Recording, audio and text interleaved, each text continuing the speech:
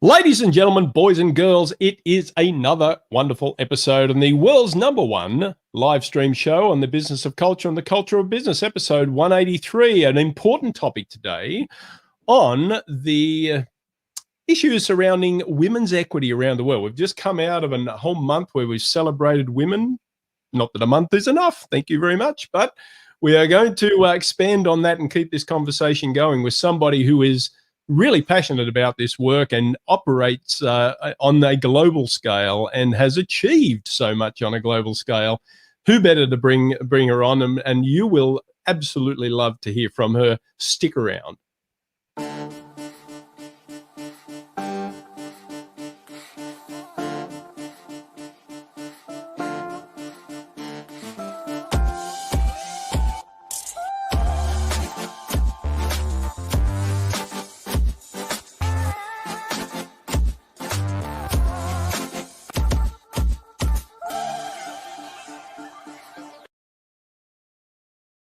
Welcome back.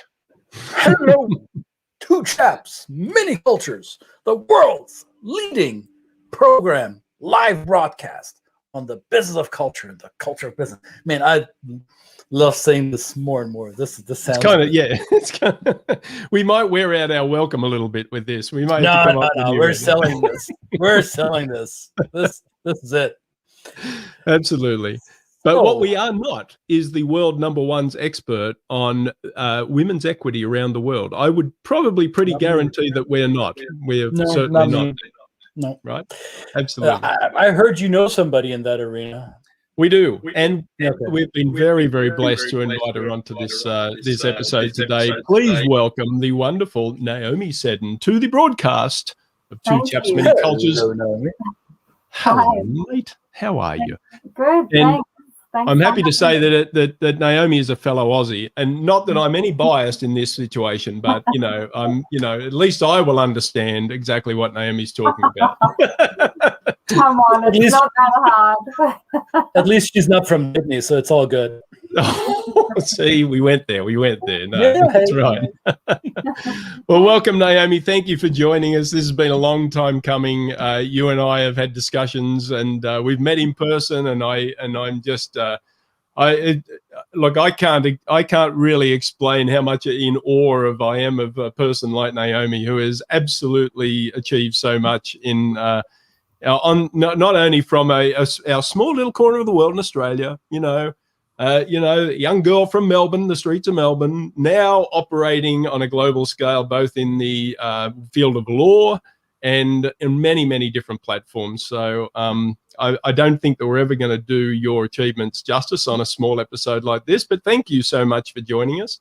So it is that we wanted to talk about some of your work in women's equity, your observations of how it plays out in the world in different parts, different cultures. And of course, from your perspective as somebody who has access to the actual laws and the ability to interpret those laws and their impact in those countries. So that's a simple question, right? You can speak to that. That was only one question, right? Right. A simple question. Yeah. So I'm actually writing a book at the moment on women's health issues and the workplace.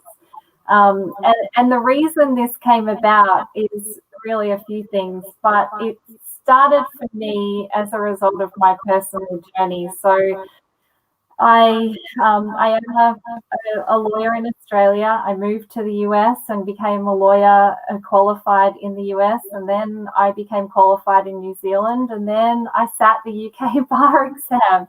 So I am a bit of a global citizen, like probably a lot of your guests are on this program. And the work that I do really does focus around assisting companies to go global and assisting companies with things like global policies, implementing global benefits programs and plans, and, consistency on a global scale across the organization. And so I do have a good sense around some of these issues, and a big part of that is actually culture, believe it or not. I'm sure you do believe it, given the nature of your program, but often when we're looking at some of these types of issues, we come in with a very country-centric focus. And when we're a global organization and we have people in different parts of the world, we really have to break that down and start thinking about some of these issues in a different way. And so how I ended up here is really as a result of my story. I moved to the US and met my husband over here. And at the time we decided we wanted to start a family fairly quickly because we were both older. I had no idea at the time that I had any issues, but I quickly discovered after losing 4 babies within about a 18-month period that I had some significant issues, and that was the start of my journey. So apart from, the pregnancy losses that I suffered, I also have endometriosis and I have 2 blood conditions, which is why I wasn't able to carry a baby. So over about a 2-year period, I had over 100 tests and I went through 9 surgeries. So it was a lot. And all the while I was promoted to partner within the law firm, and I was managing a very busy international practice and doing a lot of international travel in that time as well. So it was a tough period of my life. Needless to say, my health continued to suffer. I ended up having a hysterectomy, and then I still had to have further surgeries after that because of my endometriosis. And what I've realized since is that I was having episodes where my body was, going into fight or flight mode because I was working so hard and I was continuing to need these surgeries to manage my condition, but it was worsening because I wasn't allowing myself the time I needed to actually heal. But also, there's a mental aspect of that as well. I needed to grieve. My body was going through a lot and I had suffered, child loss as well. That wasn't the end of my story though, because my husband and I were very fortunate to be able to have twins via a surrogate, but you would think that should be the easy part of my story. And in fact, it was the hardest out of everything that I've been through because my babies were born at 28 weeks, so they were severely premature. And then they spent 3.5 months in the hospital fighting for their lives. So it was a rough journey, to say the least. But I am really blessed for the experiences that I went through. I'm really blessed that I have beautiful girls now, and they're very healthy and happy little girls. But I'm also really blessed that I learned a lot along the way. And one of the things that I learned is that as employers and also as leaders within organizations, we need to be doing better around these issues. We need to better support women in the workplace, and we have to start recognizing that female health issues actually are workplace issues. And I think, we've done a pretty bad job of that generally to date. And I get a lot of people saying to me, well, why? Why are they workplace issues? Why should I care about this stuff as an employer? I'm trying to make money. I'm a business owner, and I understand all of that. But let me tell you this, if we continue on this trajectory that we're on right now, it is going to take at least 100 years. 100 years before we see any equality in the workplace. Now, the situation has worsened with COVID, and in fact, there's more women withdrawing from the workplace than ever before, and that's a problem. I mean, think about it this way. My daughters will likely never see equality in their lifetimes, and that's a situation that is just completely unacceptable to me. So we have to find a way to move the needle and get better on this issue. And in my view, the first step in doing that is to recognize that women are different. We are fundamentally different than men. We have different needs when it comes to the workplace, and we have to get better at recognizing that and finding ways to support women in the workplace. So that's really what I am on a journey now to do, to educate people about the link between productivity and wellness and why it actually makes business sense for your organization to care about this. And it doesn't have to be expensive programs that are put in place, although there are amazing employees around the world that are doing some fantastic things in this space. But it can be little things to assist women as well. Things like women who are undergoing, going through a period of menopause in their life, they also have pretty unique needs when it comes to the workplace. So it can be things as simple as offering fans or breaks as needed, flexibility for women who are going through things like endometriosis or other fertility issues. It can really assist somebody when they're suffering to be able to work from home, for example. It may mean the difference between not having to take a day of leave and actually being able to continue on with their job. So I'm on a mission to try and educate more companies about benefits programs and policies that they can introduce in their own workplaces to assist women, so that we can try and, affect some change and some improvement in this area. So that was a pretty long answer for you there, but it's a complicated issue. Oh, I think it's a great answer. What I'm hearing is an affirmation that maybe it's not equality. I mean, it is equality, but it's a definition of equality. Correct. So do people like us, like me and Christian, who come from this very male-centered, where the world revolves around us, then do we then kind of have to kind of pause and say we're not really expecting the women around us to just replicate what we're doing and act like us. That's not pure equity, because it's about the equity of opportunity, and though as you're describing there, that opportunity comes through provisions that allow the space for women to perform at their very best, at their standards, not our standards, right? In terms of that, I don't know whether I've said that the right way, but You absolutely have. And in fact, one of the chapters in my book is called "What is Equality?" And I talk about this exact issue, that when we think about equality, we have to stop applying the same rule, practice, standard, whatever you want to call it, to men and women in the workplace, because we are different and we do have different needs. So what equality means to me is probably, and what I need to be able to reach a point where I feel like I have equal opportunities in the workplace, are going to be different from you. So that is definitely the start of understanding a better approach around this issue. We really have to break it down and start thinking about what equality actually means from one person to another. And that is where we'll end up with a situation where we can find ways to better support women in the workplace. Because, what my needs are in the workplace as a woman at my age are also going to be very different to the needs of a woman, say, in her 20s, and a woman in her, 50s or 60s as well. So that's another aspect of it as well. It's not just, one rule that applies to men versus women. We need to be thinking more about flexible ways to assist all employees in the workplace, and what that looks like from one employee to the next is going to be very different. Yep.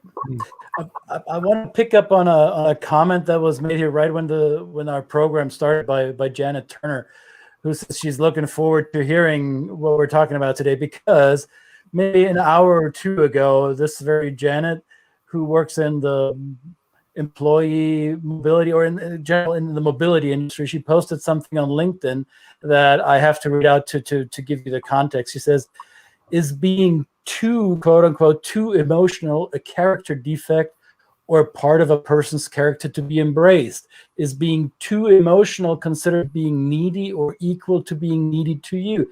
Are women more emotional than men?" So that was basically her question that she asked today on LinkedIn. There's a series of comments underneath it, and I didn't read all of them, but I think the consensus has become that this being too something or too little of something else is an arbitrary measurement set up by a predominantly male work environment, right? So who gets to decide what is the default or the neutral setting?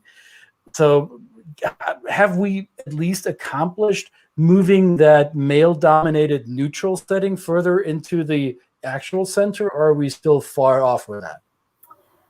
I heard Julia Gillard talking about this exact issue in a webinar a few weeks ago, and I found what she had to say really interesting and quite inspiring.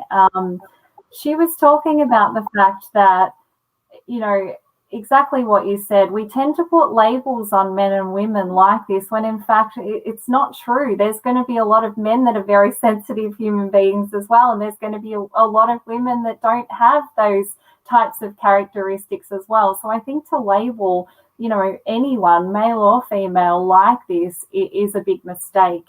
The other thing I would say is that there is so much research to show that having a diverse workforce actually increases productivity, increases financials. Companies are more successful when they have, you know, more of a balance, not just between men and women, but also, you know, diversity in races, diversity in backgrounds, diversity in cultures.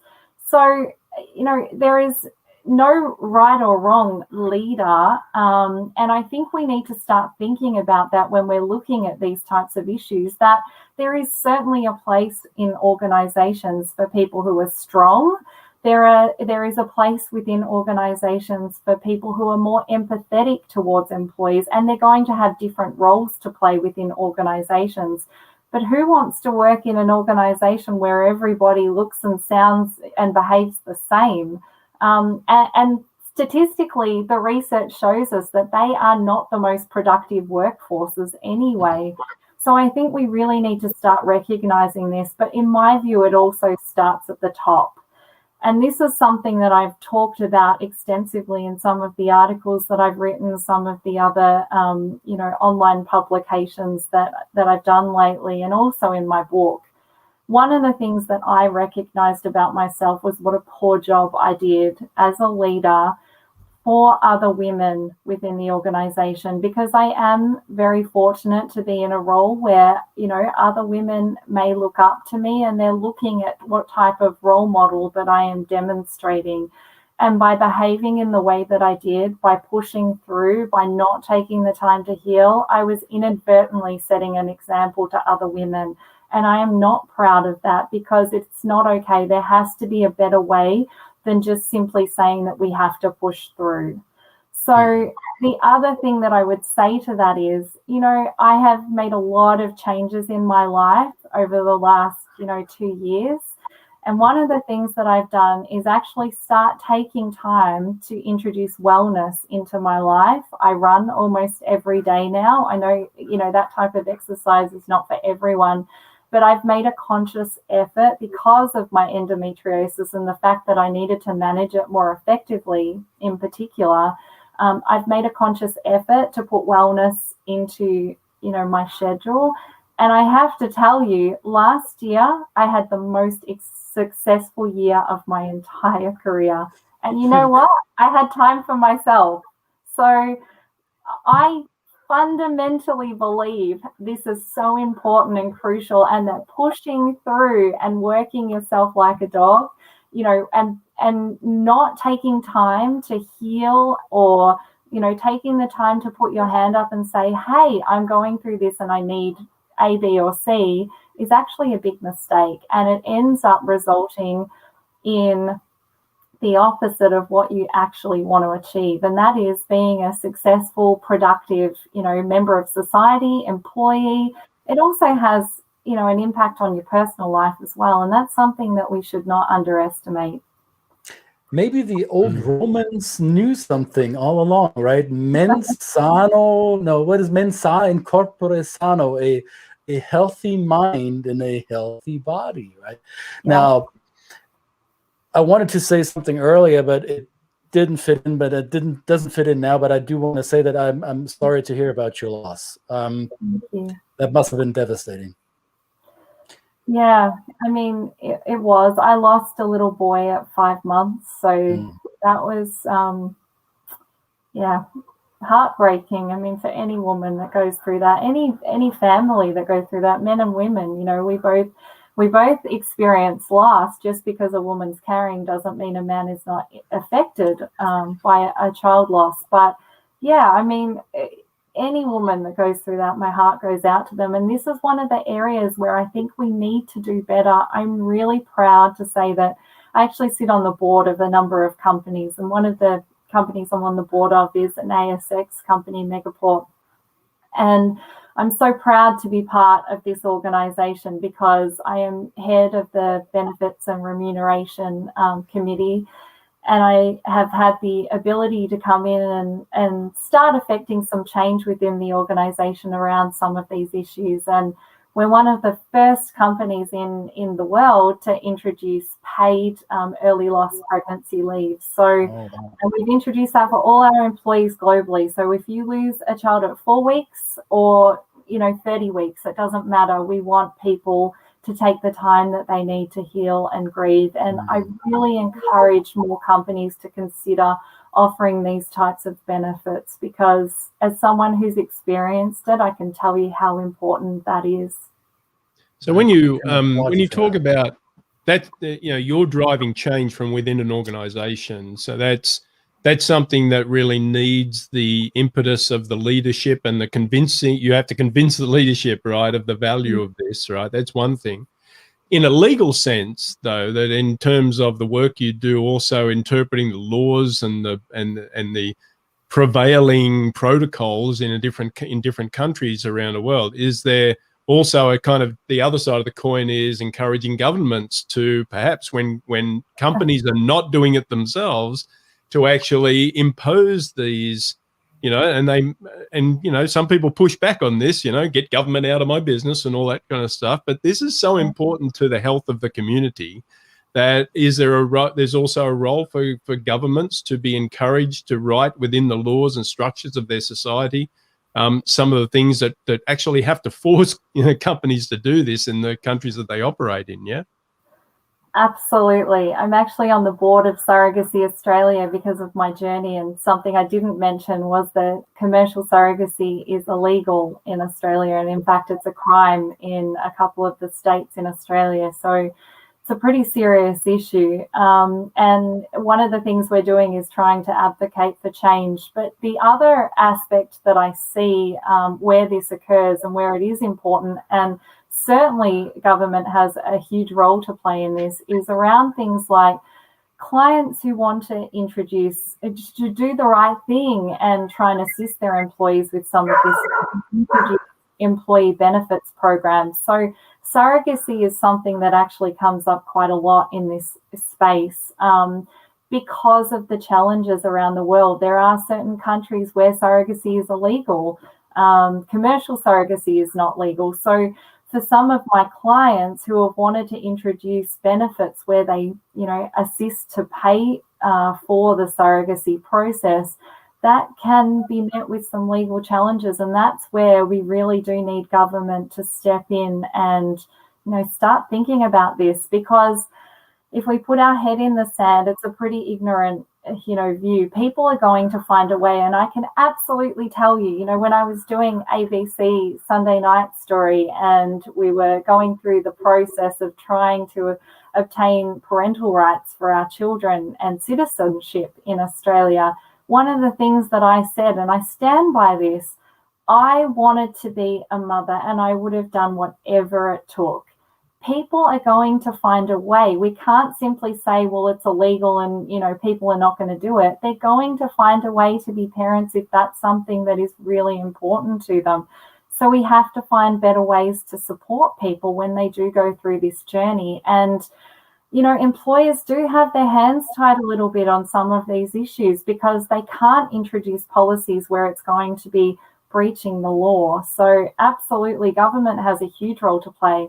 I'll tell you another area where it's really important, and that's in things like endometriosis. I mean, it's still amazing to me that 1 in 10 women globally have endometriosis. And currently it's taking approximately 7.5 years for a woman to be diagnosed. And do you know why that is? It's because there's no funding for research. I mean, it's amazing to me that in most countries in the world, there is no funding for this, no government funding. We've got to get better on some of these issues. We just simply must. And the figures are increasing for a reason, because they believe that endometriosis, I mean, while it can certainly be genetic, one of the reasons why women do suffer symptoms is often because we're waiting longer in life to start having children. And so that can be one of the triggers for symptoms. And so, you know, if we really genuinely care about trying to, you know, reach a point where we have workplace equality, then this is an issue that's directly related to that. You know, we've got to find better ways to support women, but we also have to have the research and, you know, be doing a better job of trying to find a cure, trying to find better treatments for women, and better ways of managing things like, you know, pain and the other associated symptoms that go along with this. And I know that most men get uncomfortable when I talk about, you know, menstruation, but let me tell you this, when I was a young lawyer in my second job out of law school, I remember that I was in a client meeting, and I remember knowing that I had bled through my clothes, and I was in a meeting with clients, and I knew that at some point, I remember like sweating and thinking, how am I going to deal with this situation? Like, and I can't tell you, like, I still remember that as if I was back there during that time. But these are real issues that women are dealing with every day. Yep. As a father of two daughters and a husband, I can attest to that. You, in the very beginning, you said that cultural aspects play a role in this as well, on this topic. So you also told us that you're a glutton for punishment because you passed the bar in Australia, in New Zealand, which is probably the worst punishment for any Aussie, and in the UK, and I've taught him well. I've taught him well. Well, so you can practice in 4 countries, or where else can you practice? So a lot of my colleagues and I, when we're who are part of the international team, we do a lot of large global international projects. So, you know, we do have a large global team, and obviously we have attorneys included in that team who are all over the world. So I tend to look after Australia and New Zealand for the firm.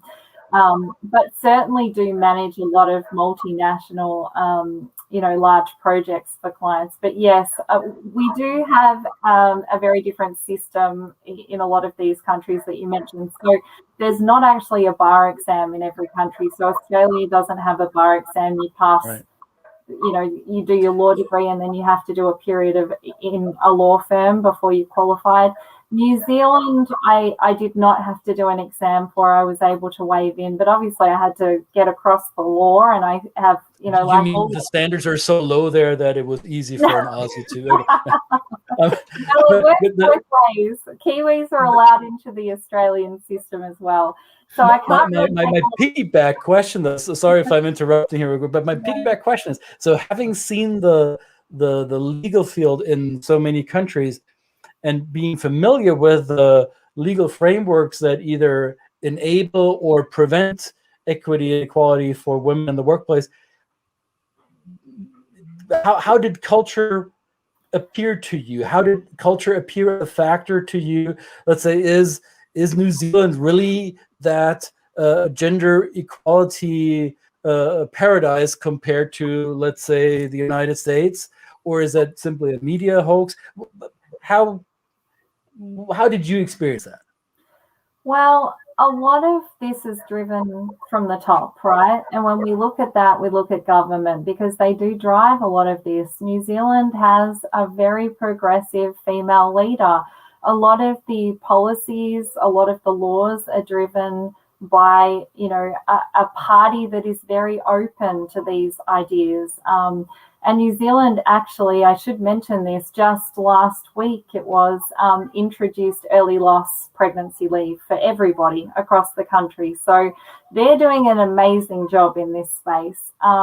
But honestly, in a lot of countries, it is driven by the top, and there are differences, from one culture to the next. I'll give you another example, though.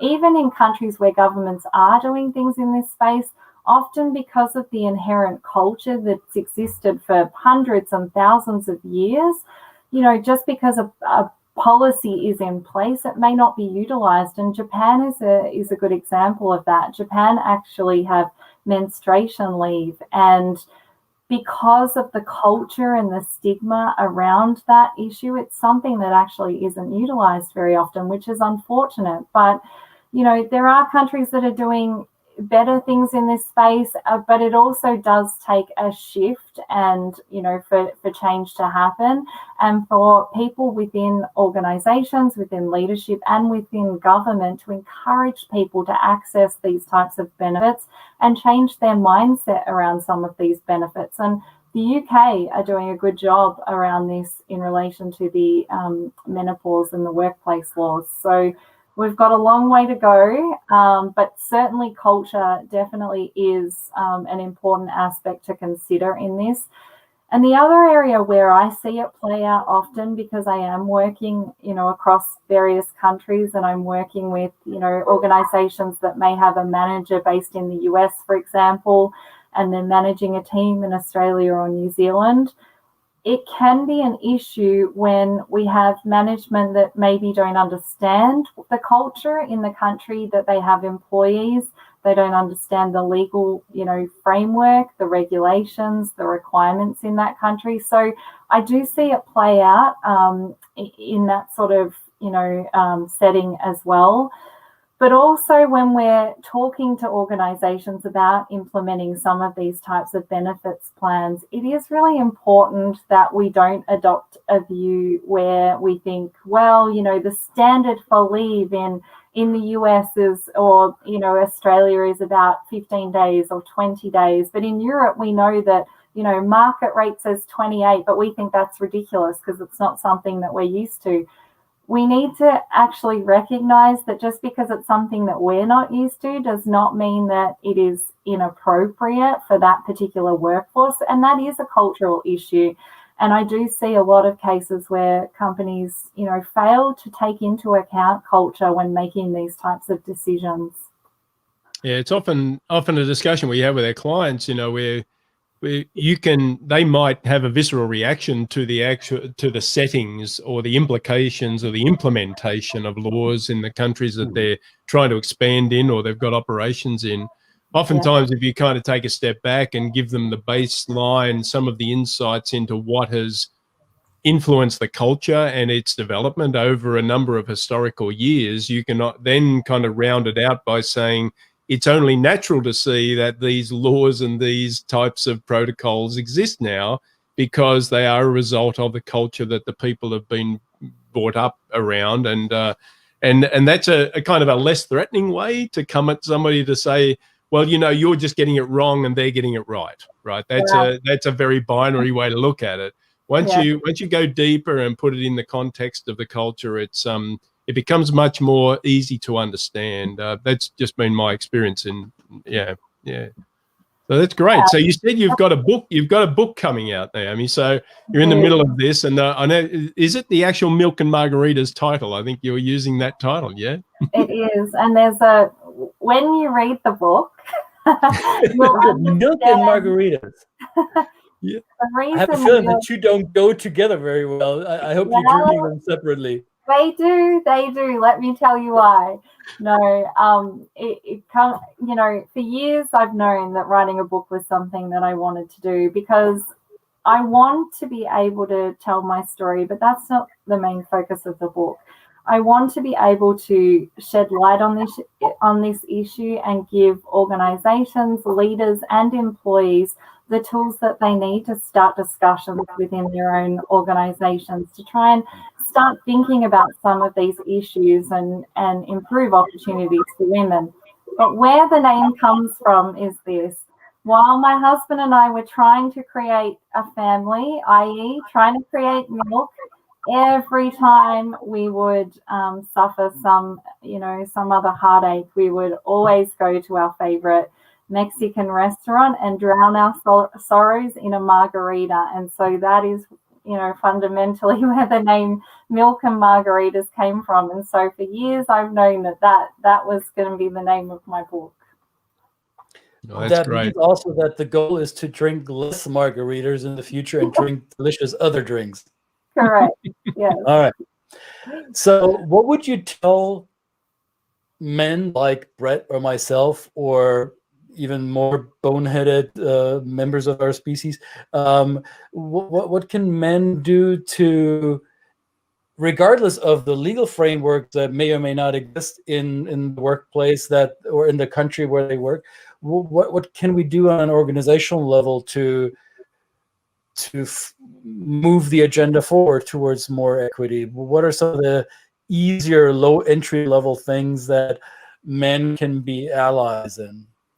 Yeah, I mean, there's a lot of things that men can do. I think one of the things is to start thinking about mentoring some of the younger females within the organization, because, you know, we need mentors, men and women, and having a supporter within an organization can be a really powerful thing. That's the first thing I'd say.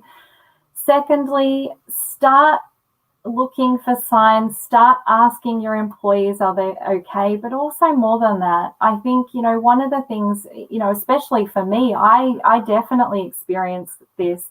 People often say, are you okay? And what is the answer that most people are going to say immediately? Yeah, I'm fine. Very rarely is someone going to say, well, actually, no, I'm not okay. You know, this is going on. And it's purely because most of us, when we ask, are you okay, don't actually want to hear the answer. I mean, that's the reality. We don't. We expect it, but we do it because it's a nicety. It's a nice thing to do. We think it's the right thing to do. But do we actually want to hear the real answer? I don't think in most cases we do. And so rather than saying, are you okay, a much better thing to say is, listen, I don't want to pry into your personal life, but I've noticed A, B, and C. I just want you to know that I'm here for you. If you need anything, please come to me. And here are some things that we could offer you in case you need some assistance in this space. That is much more likely to generate a very different response, because if I am offered A, B, and C, I'm much more likely to say, gee, thank you. Yes, I'd love that. Or actually, that's great. Thank you so much. But, you know, really, this is what I need, because you're opening the door to a much more open and honest conversation. So I think that's a big part of it. Thirdly, I would say start having discussions, start looking at your, you know, if you are in a leadership position, if you are a member of a board, start asking questions, start saying, listen, what are the benefits programs that we're providing our people? How are we supporting people in the workplace? And this is something that organizations have done through COVID. It is, you know, it's something that everybody should be looking at more generally around what are the needs of the organization, but also, you know, if you want to be an employer of choice and you want to attract a more diverse workforce, then these are things that you need to be looking at, you know, on an ongoing basis. And it's certainly something that I've implemented at Megaport, you know, a commitment to our employees that I am not just going to say, okay, the job's done now. I've done my part. I've looked at the benefits and I walk away. I want to be continually going back to our employees and looking at what's working, what's not, and making a commitment to our organization and our people that we will continue to try and strive for better, because there are always ways that we can be doing better on these issues. Yep. Excellent. Thank you. Those are immediately applicable, actionable items. So thanks for that. I made notes, mental notes, and it's recorded, so we can go back to it. Yes. Right. Absolutely. So is the book coming out? Well, there's a book. Well, I'm not finished it yet, but I'm on a deadline now, so it should be by the end of the year. That's what I'm aiming for. But there'll be lots of other tips and tricks in the book as well. Look out for it, folks. Milk and Margaritas on your books shelves. You know, we will keep you informed, and we will read the book. We have to read the book. It is required. It will be required reading, by the way, if you are hoping to continue to watch the #1 live streaming show on the business of culture. It will be continued reading. Otherwise, we're not going to let you tune in. Yes, exactly. So, thank you very much, Naomi. We are so blessed. This has been wonderful. This is I hope that if you're watching this, you've taken some notes. And please, in the comments, if you've got any comments, questions, or reach out to Naomi directly. You know, Naomi is becoming a bit of a rock star, I say, in this space. So you'll be able to find LinkedIn, usual kind of socials, right? LinkedIn. I have to interrupt you. I just have to interrupt. This was the Australian version of low-key praise, beginning to become a rock star. That woman is already rocking it. Yeah, sorry, already a rock star. Well, I know Naomi, and typical kind of tall poppy syndrome. Just kicks the ball out of the park, but it's not really. It's just an everyday thing for me, but that's fine. Thank you so much. We're very, very honoured to have you on, and we hope to. When the book comes out, maybe we should do this again. We should. That'd be great. Yeah. Will there be an audio book version? And there will. Great. And if there was a movie made out of it, who would you like to play you? Oh, that's a great question. I haven't actually thought about that before, but probably Reese Witherspoon. Nice. Okay. Oh, okay. Right. All right. Is that a little bit about the Legally Blonde movie? Is that the Legally Blonde kind of? Do you like that movie? Is that a good representation of? No, I'd hope not. Probably not. No, that's not why I thought about it. Actually, I like that she's a bit sassy. Yeah. But yeah, I don't know. I think she'd do a really good job of playing my roles. Good. All right. I'm calling her agent now. All right. Yeah. Quick dial. He knows everybody, by the way. Yeah.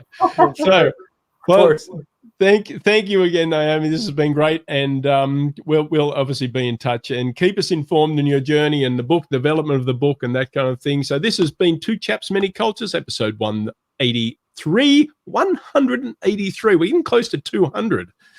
That's a bit scary, but anyway, good fun. And we hope to see you tomorrow for another episode. And in the meantime, put your comments, share it with your friends, especially today's. I mean, this is content for everybody. Share it with your friends, share it with your colleagues, share it with whoever you can. Put your comments, subscribe to our YouTube channels. We'll be back tomorrow. Thank you again, Naomi. We'll see you then. Bye-bye. Thanks, Naomi. Bye.